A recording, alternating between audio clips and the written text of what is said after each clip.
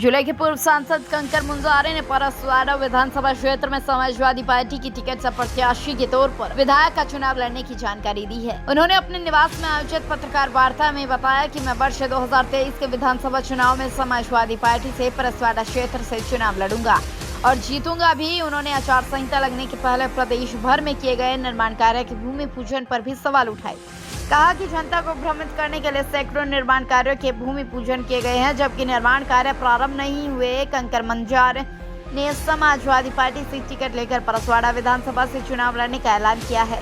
उन्होंने समाजवादी को गोगपा सहित अन्य पार्टियों के साथ गठबंधन होने की जानकारी देते हुए बताया कि 5-6 दिनों के भीतर समाजवादी पार्टी की प्रत्याशी की लिस्ट जारी होगी। पत्रकार वार्ता के दौरान उन्होंने भारतीय जनता पार्टी के स्थानीय जनप्रतिनिधियों सहित मुख्यमंत्री शिवराज सिंह चौहान को भी निशाने पर लिया।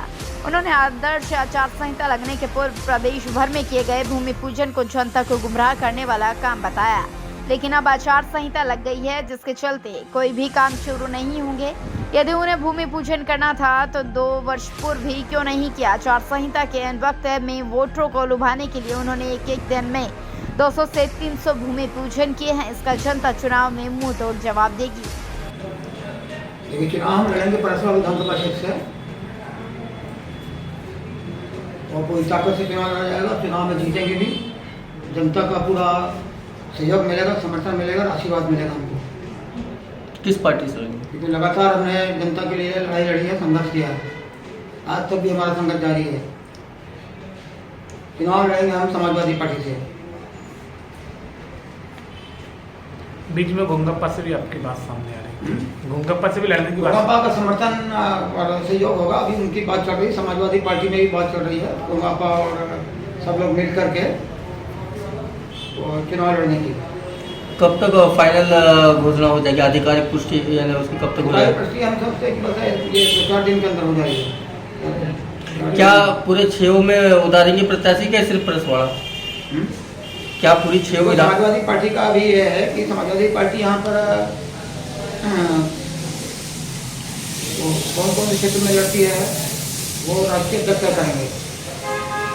देखिए, गोंगप्पा और परसवाड़ा क्षेत्र का एकदम कन्फर्म है, जहाँ समाजवादी पार्टी सेकंड नंबर पर रही है वहाँ तो लड़ना ही है चुनाव। गोंगप्पा और बसपा का गठबंधन हो चुका है और गोंगप्पा के लिए बसपा ने परसवाड़ा और बैयर की सीट छोड़ी है।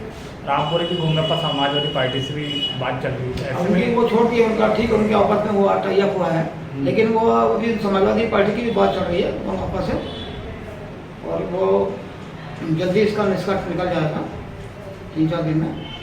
तो तीनों पार्टी मिलकर चुनाव लड़ेंगी परसवाड़ा, गोंगप्पा, बसपा और समाजवादी। क्योंकि जब वो साथ में चल रहे हैं तो मिलकर लड़ेंगे चुनाव। और पहले भी गोंगप्पा के साथ हुआ था 18 में भी। क्या रणनीति है चुनाव में लेकर, क्या इस तरह की तैयारी चल रही है?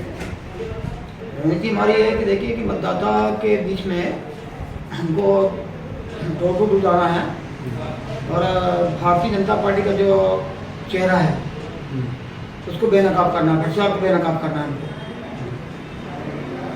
महंगाई की एक बात को रखना सामने हो, बेरोजगारी की बात को सामने रखना लोगों के बीच में। आज क्या हालत है, महंगाई चरम सीमा पर है, भ्रष्टाचार का कोई सीमा ही नहीं है, मतलब भयंकर भ्रष्टाचार बचा हुआ है।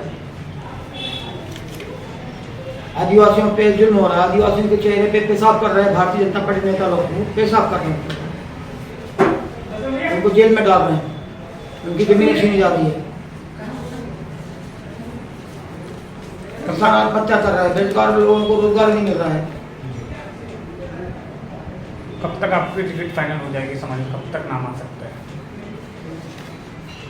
3-4 दिन में मैं सोचता हूँ कि आज 11 तारीख है, 15-16 तारीख तक सब क्लियर हो जाएगा।